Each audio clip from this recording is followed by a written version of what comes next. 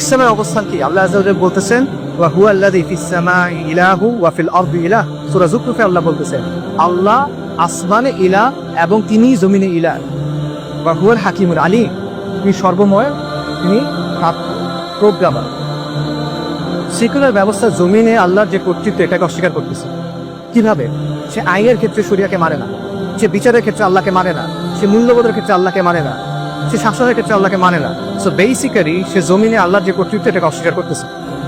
ইসলামের অবস্থা সিম্পল, সার্বভৌম সত্তা আল্লাহ, বিধানদাতা আল্লাহ, এবং আল্লাহর উপর ঈমান আনার দাবি হলো, আবশ্যক হলো যে আল্লাহ যে সিস্টেমটা আমাদের দিচ্ছেন আপনি এই সিস্টেমটা বাস্তবায়ন করবেন। এটা আল্লাহ অপশনাল করেন নাই, এটা আল্লাহ আপনার খেয়াল বুঝির উপর ছেড়ে দেন নাই, এটা আল্লাহ ভোটের জন্য ছেড়ে দেন নাই, এটা আবশ্যকতা, ঈমানের দাবি। আল্লাহ সুবহানাহু ওয়া তাআলা তার হুকুমের সাথে তার ইবাদতের প্রশ্নকে যুক্ত করছেন, একসাথে দুটাকে বলছেন ইনিল হুকমু ইল্লা লিল্লাহ, আমার আল্লাহ তা'বুদু ইল্লা ইয়্যাহ। আল্লাহ বলছেন হুকুম আল্লাহ, তারপর আল্লাহ কি বলতেছেন? আল্লাহ নির্দেশ দিচ্ছে তোমরা আল্লাহ ছাড়া অন্য কারো ইবাদত করবে না। হুকুমের পরে এই কথা আল্লাহ বলতেছেন। আল্লাহ সুবহানাহু ওয়া তাআলা প্রশ্ন করতেছেন আফা হুকমুল জাহিলিয়াতি ইয়াবগুন ওয়া মান আহসানু মিনাল্লাহি হুকমান লিকাওমিন ইউকিনুন। আল্লাহ প্রশ্ন করছেন তারা কি জাহেলিয়াতের হুকুম কামনা করে? তারপর আল্লাহ নিজেই বলতেছেন যে বিশ্বাসী কওমের জন্য, দৃঢ় বিশ্বাসী কওমের জন্য আল্লাহ ছাড়া শ্রেষ্ঠ বিধানদাতা কে? আল্লাহ ছাড়া শ্রেষ্ঠ কে? আল্লাহর চেয়ে শ্রেষ্ঠ কে?